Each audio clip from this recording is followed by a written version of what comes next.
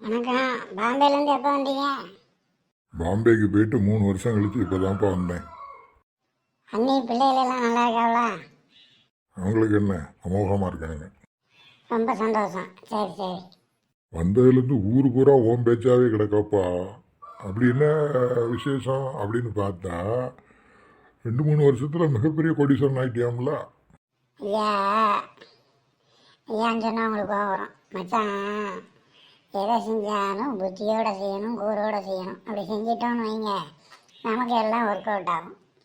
என்னய்யா முடிச்சு போட்டு பேசுகிற, பொடி போட்டு பேசுகிற, விவரமாக தான் சொல்லேன். 8 திக்கும் என்னை எப்படி கூப்பிடுவாங்க சொல்லுங்க மச்சான்? உங்களுக்கு ஏன் நல்லா தெரியும். ஷார்ட்கட் சந்தானம் அப்படிம்பாங்க. எனக்கு இந்த ஷார்ட்கட்டில் போகிறதுன்னு அல்லா சாப்பிட்ட மாதிரி. அட ஆமாம், ஷார்ட்கட்டு அது எனக்கு தெரியாதா? ஆனால் நீ எப்படி இவ்வளோ பெரிய ஆளான வசதியை கொண்டு வந்த? சொல்லுதேன் ஐயா, சொல்லுதேன்.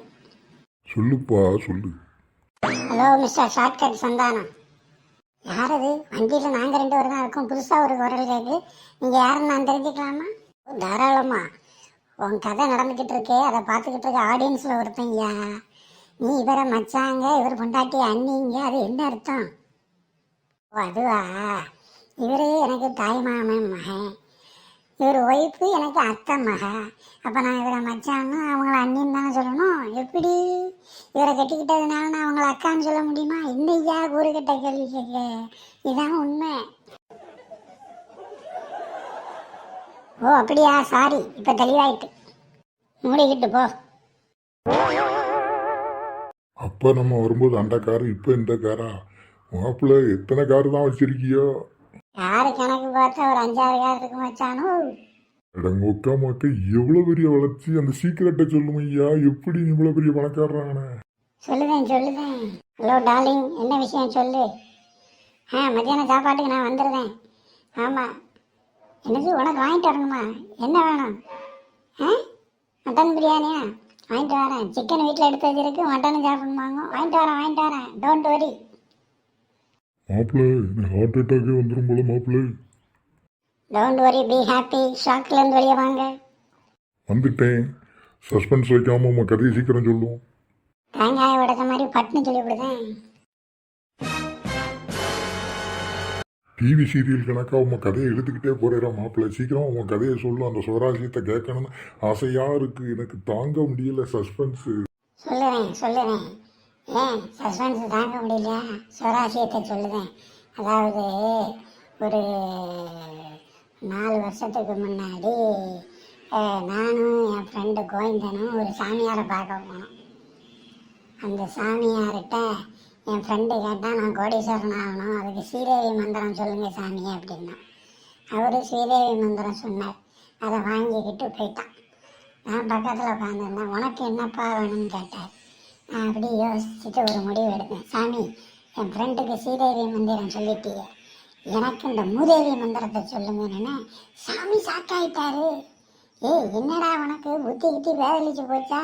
மூதேவி மந்திரத்தை கேட்கணும். சாமி, எல்லாத்துலேயும் ஒரு விஷயம் இருக்குது. ஊர்லேயே எனக்கு ஷார்ட்கட் சந்தானம்னு பேர் இருக்குது. இந்த மூதேவி மந்திரத்தை மட்டும் எனக்கு சொல்லுங்கன்னு சொன்னேன். மூதேவி மந்திரத்தை சொன்னார். என் ஃப்ரெண்டு ஒரு பக்கம் ஸ்ரீதேவி மந்திரத்தை சொல்லி தியானம் பண்ணால், நான் மூதேவி மந்திரத்தை சொல்லி தியானம் பண்ணேன். 2-3 நாள்லேயே மூதேவி வந்துட்டா. என்ன வேணும் உனக்கு அப்படின்னு கேட்டா. உடனே நான் நீ என் வாழ்க்கையிலன்னு வரவே கூடாதுன்னு தந்தேன்னு வரம்னு போயிட்டேன். அன்னையிலேருந்து நான் கோடீஸ்வரம் ஆகிட்டேன். எப்படி? ஷார்ட்கட் சந்தானம்ங்கிற பேர் உங்களுக்கு கரெக்டாக அமைஞ்சிருக்கு மாப்பிள்ளை. ஷார்ட்கட்டு சக்ஸஸில் கொண்டுல விட்டுருக்கோமே. புத்தி கத்தி மாதிரி அதை கரெக்டாக யூஸ் பண்ணோன்னு வையும், நமக்கு எந்த தடையையும் அது நறுக்கி தூர விரட்டிடும். நம்ம சக்ஸஸ் ஆகிடலாம். எப்படி? இப்போ அந்த சாமியார் எங்கே இருக்காரு சொல்லும். சாமியார் செத்து இப்போ 6 மாதம் ஆகுது. அட சண்டால சாமியார், நான் உன்னை சந்திக்கிறதுக்குள்ளேயா நீ செத்து போகணும்? எல்லாருக்கியா உங்க பேச்சு? நீ சந்திக்கிறதுக்குள்ள அவர் செத்துட்டாராங்க. எப்படி ஆளு இன்னும் மாறவே இல்லையே நீங்கள்? மாறணும்னு ஆசைப்படுதான் மாப்பிள்ளை, மாற முடியலை. உனக்கு தான் அந்த மூதேவி மந்திரத்தை சொல்லியிருக்காருல்ல சாமியார், அந்த மூதேவி மந்திரத்தை எனக்கு சொல்ல.